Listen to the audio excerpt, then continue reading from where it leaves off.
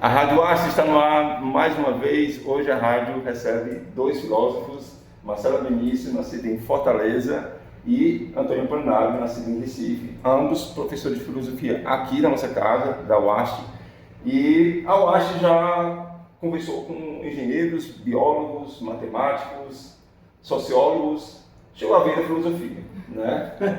Eu estava esperando por esse momento e nesse primeiro momento a gente vai falar sobre os trabalhos de vocês, a importância da disciplina da filosofia para os cursos de Química, de Letras, enfim, são vários cursos que, né, se beneficiam, né, por ter a disciplina de filosofia na sua grade curricular. E gostaria também que vocês falassem não só da parte do ensino, sala de aula, mas dos projetos que vocês têm dentro da universidade. Eu gostaria de conversar com Marcela. O que você tem a dizer, Marcela, em relação às suas disciplinas aqui para o UAST? Qual é a importância delas? Bom, boa tarde. Eu quero agradecer os dois, né? Eu já agradeço o convite, já falando assim, o Tony também. As disciplinas de filosofia e educação, que a gente também compartilha essa área de educação, porque temos licenciatura, e elas são importantes porque elas dão um novo ar para um currículo, né, de algumas disciplinas, ou melhor, de alguns cursos. Eu dou aula em letras, em química e em administração. Duas dessas disciplinas são voltadas para a educação. Uma delas é temas transversais da educação, em letras, e a outra, fundamentos da educação, em química. E uma de filosofia, que é a introdução à filosofia em administração. Em todas elas, eu busco fazer um trabalho em que a filosofia não se distancie do curso que os discentes e as discentes escolheram fazer, né? Então, eu busco cumprir a ementa, mas dentro desse cumprimento, a gente também faz a discussão de muitos temas, sempre por um viés crítico, né? Um viés de reflexão sobre a nossa realidade. Então, a filosofia, mesmo quando a disciplina não é sobre filosofia, como a nossa formação é de filosofia, ela está presente também nas disciplinas que são pedagógicas, né? E eu costumo falar para os alunos e para as alunas que eles têm outros professores para dar aquela base das disciplinas, né, que eles precisam para ser um professor de química, um professor ou uma professora de letras.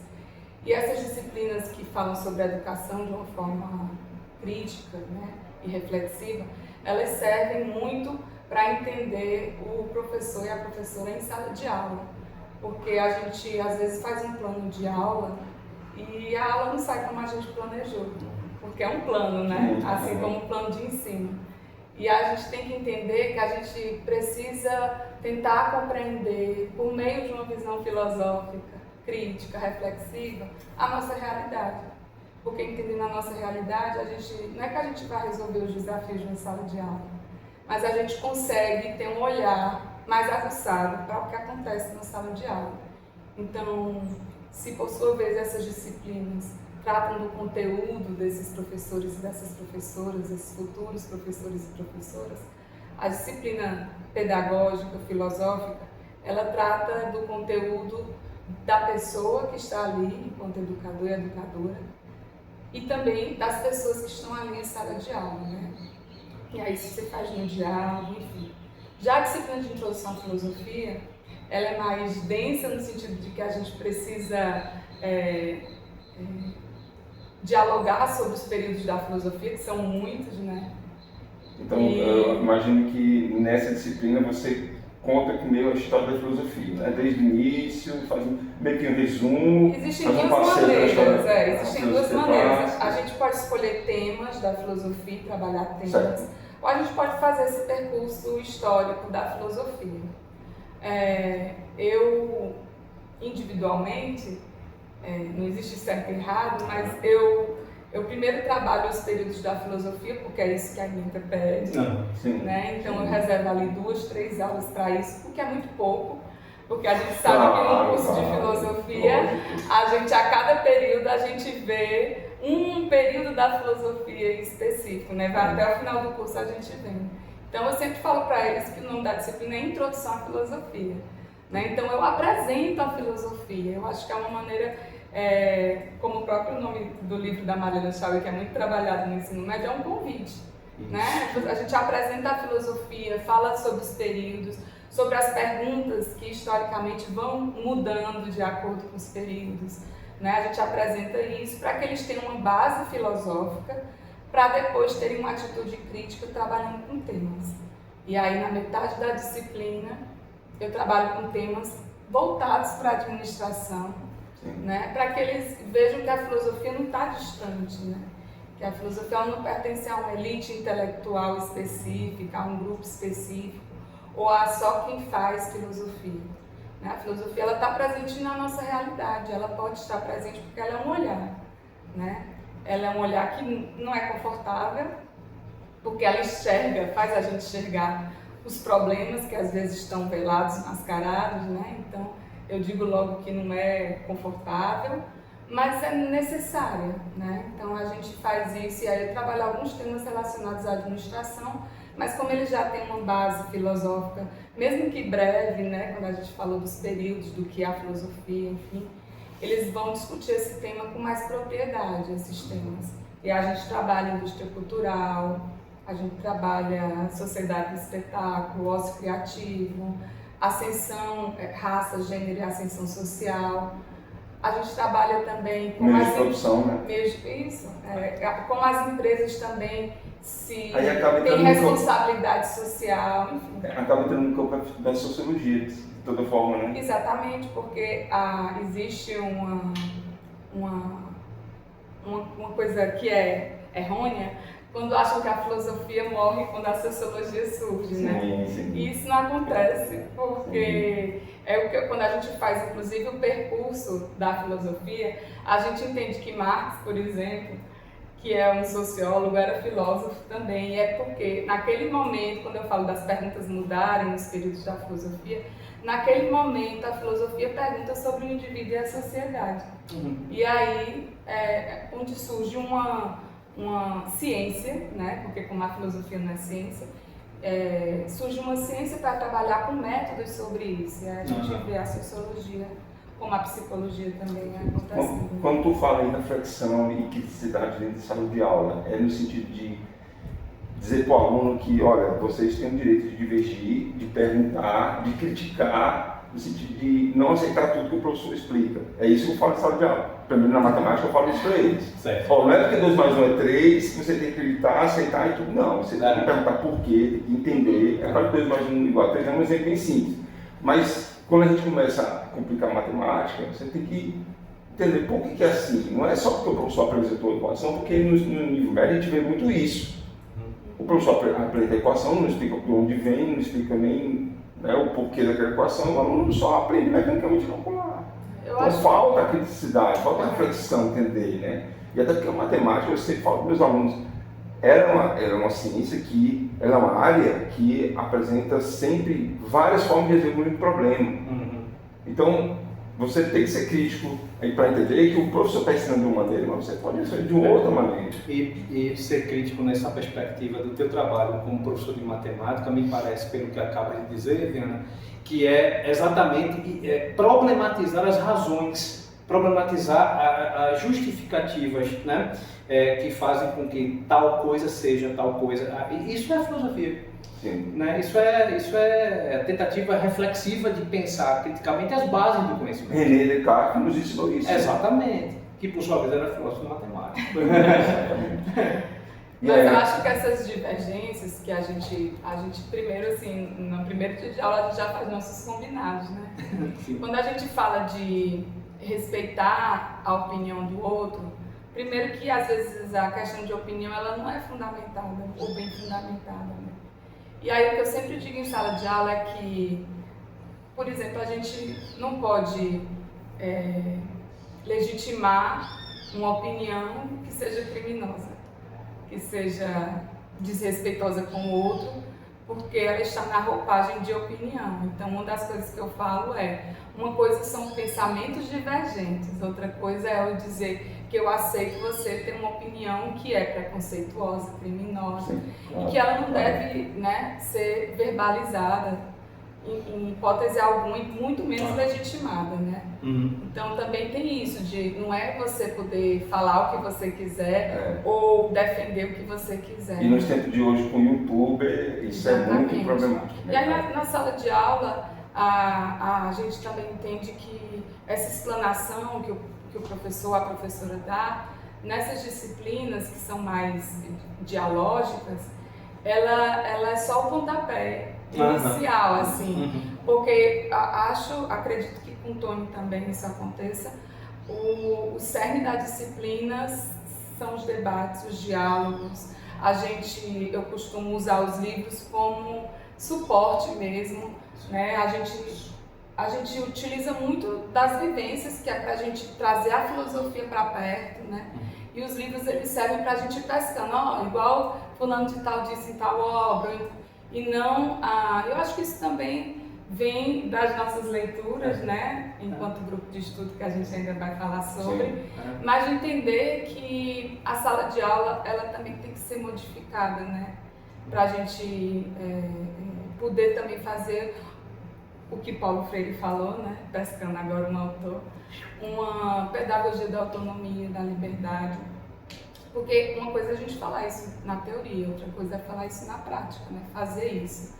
E aí, Descartes, como matemático, ensinou muitas coisas, mas, por exemplo, outros autores criticaram Descartes com muita coisa que ele fez também. Sim. E aí entra os pensamentos divergentes, né?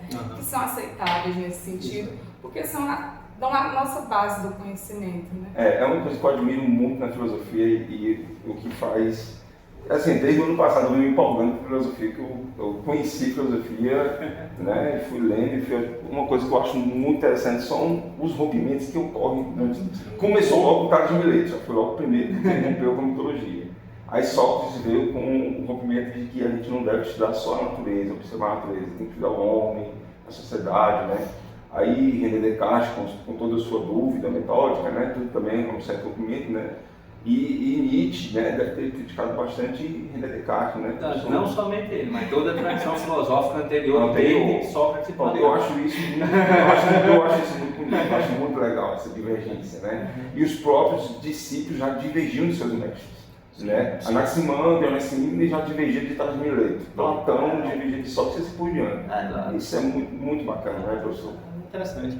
Assim, pegando esse gancho, Viana, e pegando esse gancho que Marcela coloca, a divergência ela ocorre na partilha argumentativa, né? O que eu estou partilhando contigo, que a gente chega a divergir ou estabelece uma condição de divergência, é porque primeiro, como Marcela frisa muito bem na sua fala, é a coisa que está rolando por causa do diálogo. E se existe diálogo, existe um saber ouvir e um saber falar. E aí, essas são premissas fundamentais do trabalho filosófico, né? Não é à toa que Platão escreveu diálogos, né? Não é à toa que, de alguma maneira, a filosofia ela se manifesta como dialética, né? Ela se manifesta como um trabalho em que diálogos, né? Duas palavras, né? Palavras a dois, né? Isso significa, por exemplo, que tem regrinhas básicas para isso, por exemplo, né? Que eu vou te respeitar, que eu vou te ouvir, e que eu vou estar orientado pelo discurso racional, que não admite contradição, que não admite a entrada de determinadas perspectivas de caráter meramente retórico ou persuasivo, meramente persuasivo, porque a retórica não tem a ver com a verdade ou com o desejo de verdade, mas a retórica tem a ver com o desejo de verossimilhança, ou seja, daquilo que parece, mas não é, né? Parece verdade, mas não é. Então, assim, é a capacidade de argumentação, né? Exatamente, a capacidade de argumentar com a finalidade única e exclusiva de persuadir. Eu gosto de dizer que filosofia se dá no terreno do convencimento de que se fundamenta no raciocínio argumentativo demonstrativo. A retórica não precisa demonstrar nada, se bem que existem retores que conseguem demonstrar, mas ao fim e ao cabo o raciocínio é persuasivo e o compromisso com a verdade fica difícil, né? Mas assim, é muito bom estar aqui, assim, eu quero te agradecer por estar aqui com Marcela, minha irmã, minha parceira de filosofia na UASP, né? Pô, Viana para mim é um grande amigo, a A gente se vê quase toda sexta-feira quando divide Sim. aquele momento meio feitiço de Áquila, né? Que eu estou chegando, ele está indo embora, né? Lá no primeiro período das ciências biológicas da UAST, né? Eu sou professor do curso de biologia, eu roubei a disciplina da professora Marcela depois que ela foi fazer doutorado, e aí eu peguei a disciplina de filosofia da ciência e ética lá na biologia. Quando eu voltei, né? não é minha. Quando ela voltou, disse, não tô mais não. Mas aí tá tranquilo, porque ela me ficou com a disciplina que eu ficava lá na educação, mas a gente tem um livre trânsito, né, Marcelo? Então, de vez em quando a gente um vai para lá, outro vai para cá. Tu acredita que quando eu soube que você ensinava filosofia na biologia há uns 2, 3 ou mais anos atrás, que tu lecionava biologia, eu ficava me perguntando por que um biólogo precisa... Porque eu, como matemático e como engenheiro, eu sempre fiquei muito na área da matemática e da física. Eu sempre enxergava a filosofia contribuindo muito para a matemática e física. E eu não via muita filosofia contribuindo para as outras áreas. Eu ficava, por que o biólogo precisa de filosofia, né? Aí depois eu vim entender que o economista precisa, todo mundo, a psicologia. Aí comecei a ver, realmente, o biólogo... Eu costumo dizer que filósofo não morre de fome. Quem tem trabalho para filósofo, por quê? Porque a gente vive se questionando, brother. Assim, a gente está o tempo inteiro se questionando. Então, assim, a matéria-prima está na gente, né, Marcela? Cansa, mas tá. Então, assim, a gente não tem como frear uma coisa que é irrefreável. Porque isso é o propriamente humano. Eu estava assistindo um vídeo de Conceição Evaristo, né? Eu fui meio nessa onda, porque você dizia de cara, eu só vou assistir dela. Aí teve uma hora que ela disse assim, tem uma amiga minha que não gosta de conversar comigo. Porque ela fez assim comigo, eu fico todo perguntando, por quê? Ela disse que gosta de carregar as coisas. Então, ela tem uma veia filosófica, sim. Claro. Totalmente. Os textos da Conceição Evaristo são puramente filosóficos. E aí, estou na biologia, estou também no curso de Sistema de Informação e no curso de Ciências Econômicas, né? No primeiro eu ministro uma disciplina chamada Aspectos Filosóficos e Sociológicos da Informática. E em economia eu estou trabalhando com filosofia e ética. Na verdade, ética, fundamentalmente, né? Eu subscrevo o que a Marcela disse acerca do nosso trabalho aqui. Né, Marcela? A gente está o tempo inteiro porque estamos trabalhando com não filósofas e não filósofos, né? Nós lecionamos para futuras e futuros economistas, para futuros e futuras administradoras, futuros e futuras letrólogas e letrólogos. Então, assim, e professoras e professores, sobretudo, né? E eu que também ministro aulas recentemente, desde 2024, a convite do programa de produção vegetal aqui, de pós-graduação em produção vegetal, uma disciplina de docência no ensino superior. Então, eu também tenho retomado as minhas leituras e a minha reflexão e pesquisa sobre educação, mas em nível de graduação, em nível superior, né?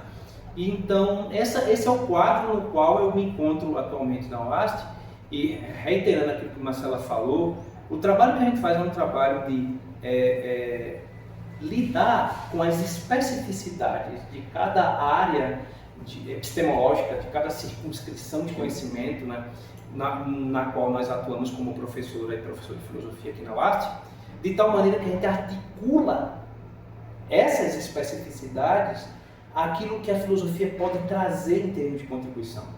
E é assim, é um prato feito, é um prato cheio, porque é muito tranquilo, né, Marcelo, para a gente, porque quando a gente está, por exemplo, na biologia, então existem discussões que vão desde a preocupação com as concepções de verdade na produção do discurso científico, passando pelas condições pelas quais o conhecimento se torna possível.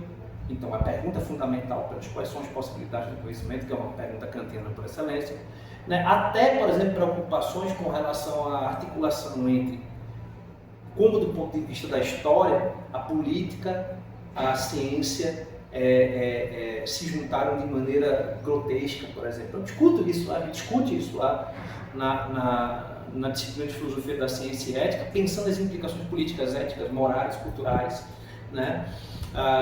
Enfim, então Viana, tem muito para a gente contribuir, tem muito para a gente pensar. E é muito engraçado, porque tu falou isso, poxa, como matemática, por que os biólogos vão estudar filosofia? É a primeira pergunta que eu faço a eles em sala de aula, e a eles, meus alunos. E por que vocês acham que eu estou aqui? Porque vocês acham que o filósofo, vocês viram lá no fluxograma filosofia, eu tenho onda com o Caio também, então eu sou o Caio Sotegas, filosofia e sociologia, eu vou entrar em biologia, eu vou fazer filosofia, por que isso? Filosofia, pronto, eu pergunto, por que eu estou aqui? Por que eu sou importante? E aí eu peço para eles e elas entenderem que essa pergunta só pode ser respondida no final da disciplina, para que eles depois enxerguem que tipo de contribuição a disciplina pode afetar, que é fundamentalmente aquilo que Marcela disse.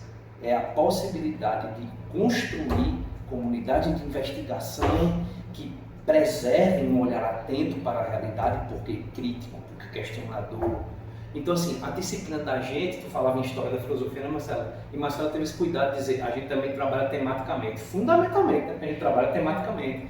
E ao trabalhar tematicamente, a filosofia entra pelo tema, e não pelo filósofo. Ou o filósofo, ele vem a reboque da discussão. Sim, e não ele é o personagem principal. É quase como um método, né? É quase como um método. É um método, particularmente. Né? Então a gente trabalha dessa maneira. E até porque eu entendo que o filósofo tem que vir depois, né? O tempo que você está colocando o tema na frente, porque muita coisa da filosofia se perdeu, né? Tem muitas coisas dos pré-socráticos, de muita gente que não tem acesso, né? Mas ficar nas ideias. Sim. Então, só pode ter existido. Vamos dizer assim, né? Tem gente até que debate isso, né? Será que Sócrates também existiu? Mas e daí se existiu ou não existiu? E o legado dele, né? Então acho que é interessante colocar o tema na frente. As ideias existem. E se as ideias existem, elas provocam pensamento, reflexão, criticidade, etc, etc. E é muito bom ter dito isso, porque seja assim, muita coisa ficou perdida pelo meio do caminho, né? Tem muita, inclusive, por exemplo, outro dia eu estava revendo O Nome da Rosa com minha esposa, e aí O Nome da Rosa trata exatamente da segunda parte da tragédia de Aristóteles, né?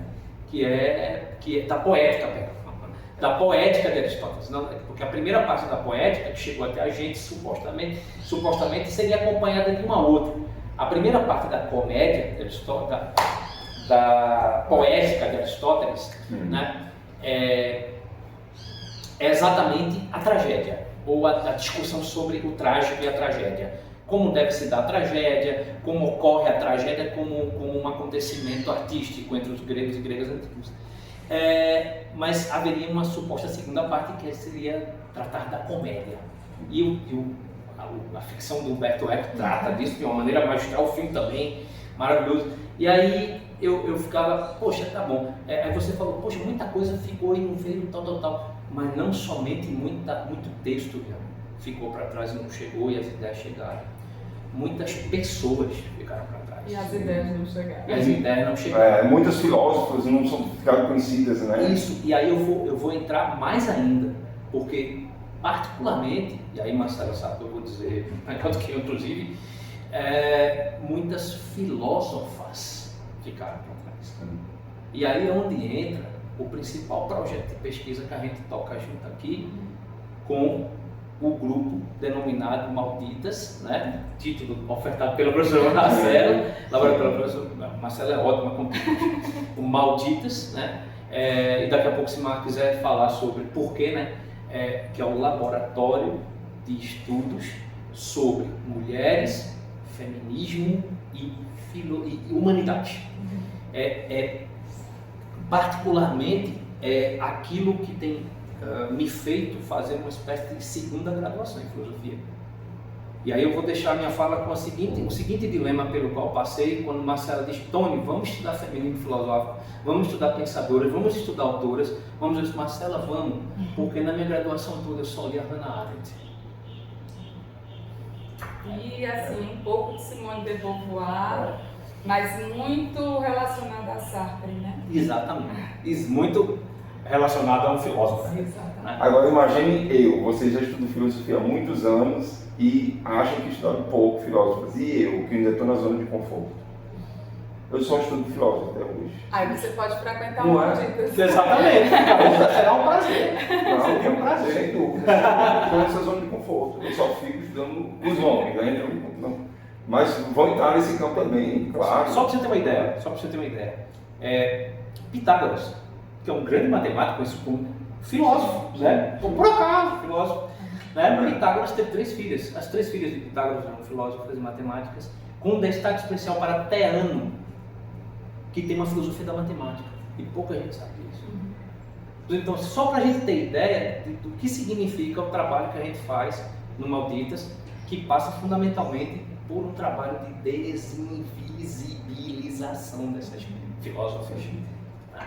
O primeiro questionamento contra esse estudo vem do seguinte: mas por que especificamente uma filosofia, né, pensada por mulheres? Né? Filosofia, sim, claro. Sempre vem a coisa do pensamento universal, do sujeito universal. Mas que sujeito universal é esse? Que pensamento universal é esse? Durante a história, a gente sabe que não foi um pensamento imparcial, vamos dizer assim, né?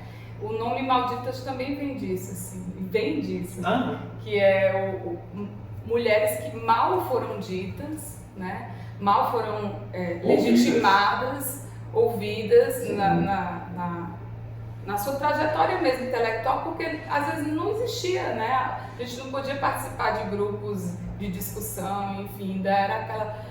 Como hoje ainda tem resquícios disso, a noção de que o privado é um ambiente feminino e o público é um ambiente masculino, né? Tanto é que existe uma diferença entre a democracia na Grécia e a democracia que a gente entende hoje, né, nos nossos dias. Mas esse Malditas é que as mulheres não foram faladas, sim, ou quando foram malditas, ou amaldiçoadas, sim, ou foram faladas mal, enfim. Mas essa noção de que ainda hoje, quando uma mulher, porque algumas licenciaturas têm um número muito grande de mulheres, né? Porque vem para a parte do cuidado, né? Então tem estudos sobre isso, né? Sim. E licenciaturas têm mais mulheres que homens. Mais especificamente a de filosofia ainda é um curso de muitos homens, né? Um curso majoritariamente masculino, porque tem a questão do pensamento racional. Sim. Que as pessoas naturalizaram a dizer que não é um pensamento de mulheres, né? Que mulheres são mais afetivas, que são mais... Sendo que a gente entende que isso é uma construção social, né? E aí, no Malditas, a gente faz uma reparação histórica e filosófica em relação a isso. Então, aí sempre vem a ideia, então não se lê homens, os homens, aí vem a coisa da coisa invertida, né? Sim.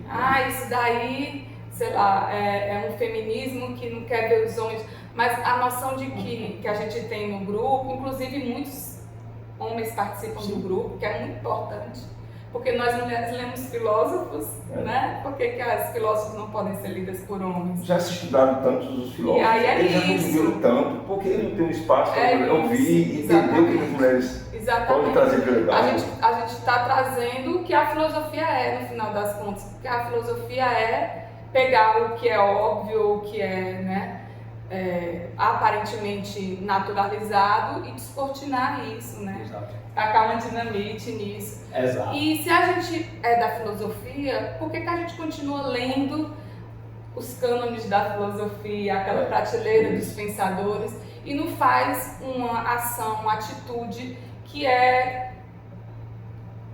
primordialmente filosófica, que é descortinar o que não aconteceu, né? Como seria a história se ela fosse vivida, contada, escrita por mulheres? Será que os problemas filosóficos seriam os mesmos? Né? Porque se diz assim, são problemas universais, faz parte de alguém.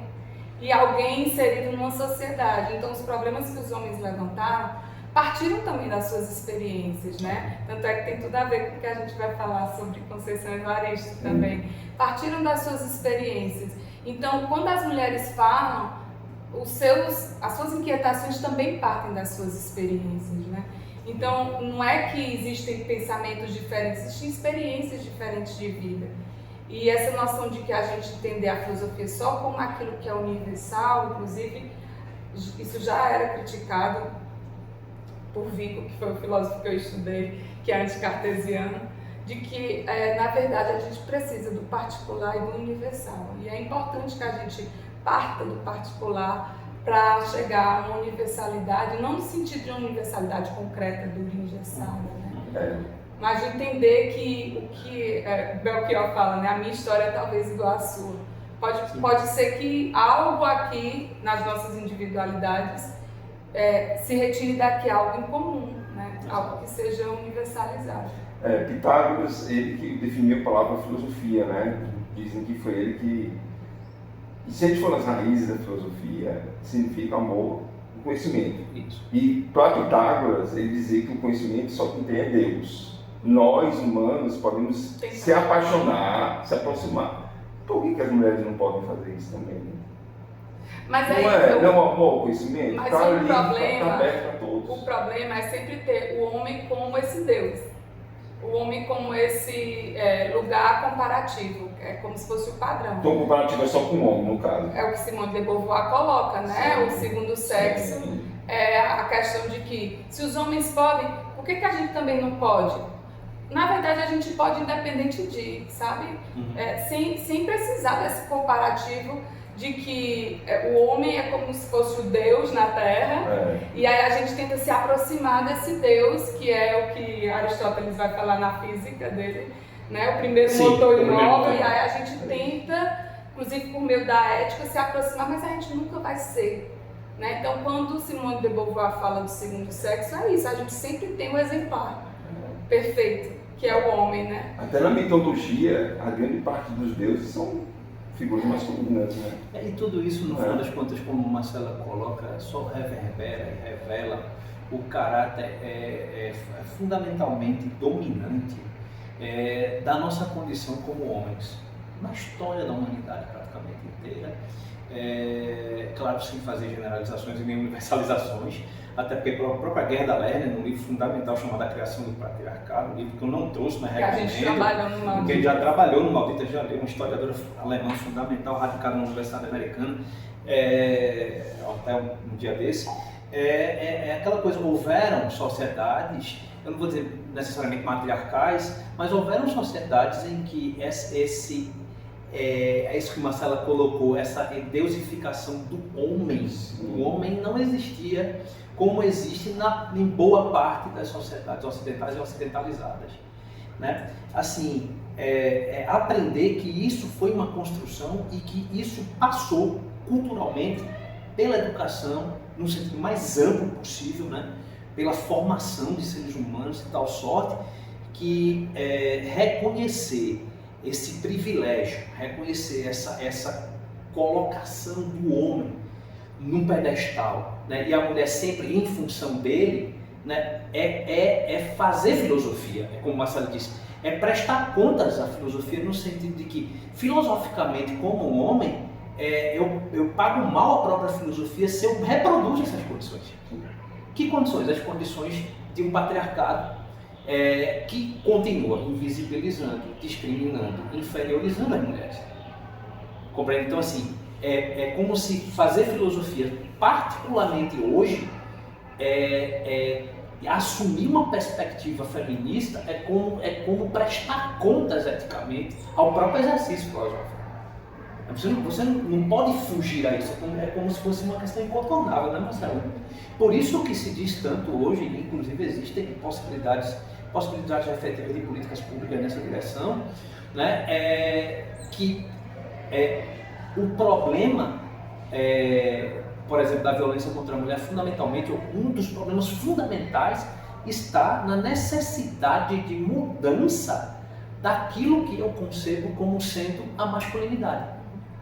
Né? E aí, nós fundamentalmente temos a ver com isso. Eu falo agora como um homem cisgênero, heterossexual, né, que teve toda uma vida privilegiada, que aprende, como eu digo a Marcela, de noite com a própria esposa, com o padre direto, que é quem mais me ensina sobre essas questões, né? E eu tenho aprendido muito, e com Malditas então, meu Deus, né? Foi muito massa quando a Marcela disse, o grupo tem homens, sim, muitos interessados e muito querendo repensar essa ideia de uma masculinidade que foi simplesmente empurrada para a gente, né?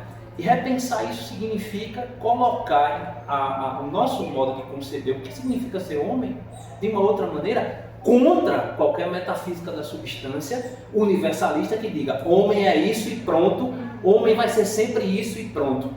Temos um problema, porque quando eu digo, filosoficamente falando, que homem é isso e pronto, você mata a filosofia e vira um dogmático. Você virou um fanático dogmático quando você diz isso, né? Então, é nesse sentido que você não paga o tributo necessário à filosofia, porque você não problematiza, inclusive, aquilo que o Nietzsche chamava de um egipcismo, né? Que é a coisa de você fixar uma ideia que no fundo serve apenas para que você reproduza seus próprios afetos e seus próprios ressentimentos e ódios. Então, essa é uma coisa muito importante para a gente pensar, sabe? E é importante a gente falar especificamente sobre o Malditas. O Mãe da Carol também é um grupo que trabalha junto com o Malditas, que se iniciou com a intenção de falar sobre maternagem e todas as questões envolvidas nisso, inclusive a masculinidade, a parentalidade. E é um grupo de pesquisa e de extensão.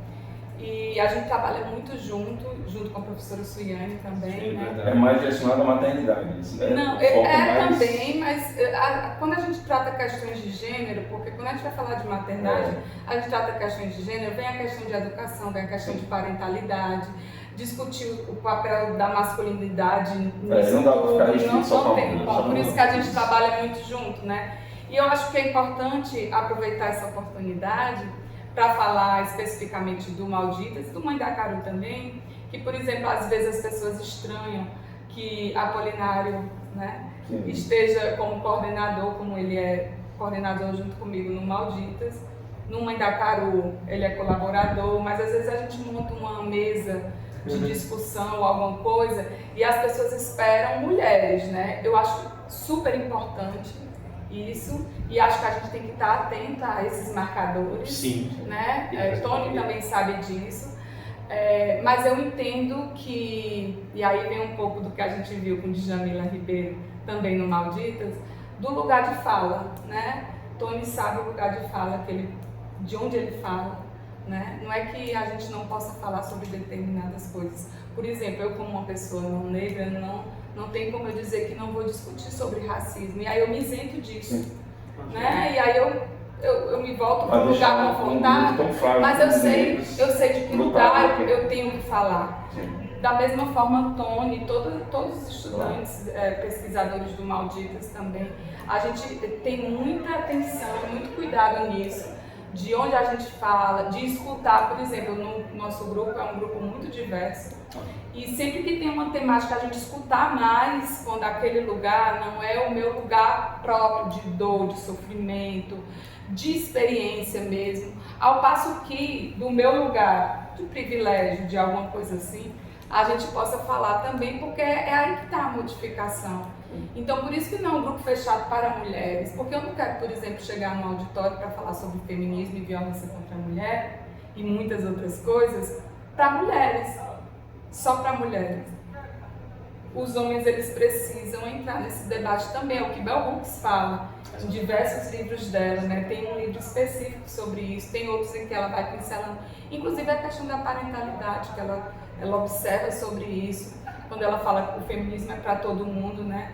Então, a gente precisa entender que esses espaços, eles precisam ser debatidos, esses temas precisam ser debatidos em todos os espaços, por todo mundo, e sabendo de que lugar cada um fala. Acho que ter essa atenção é importante. Claro. Muito obrigado pela participação de vocês aqui já no primeiro vídeo, tá? As discussões filosóficas vão continuar, nós vamos ter um segundo momento, né? Vamos falar de autoras, né? Vamos falar da Bell Hooks, vamos falar de Conceição Evaristo e fazer indicações de livro no segundo vídeo. Agradecer a vocês aqui e vamos nessa. Agradeço. A Rádio Archa é a maior rádio universitária do sertão de Pernambuco. Até daqui a pouco.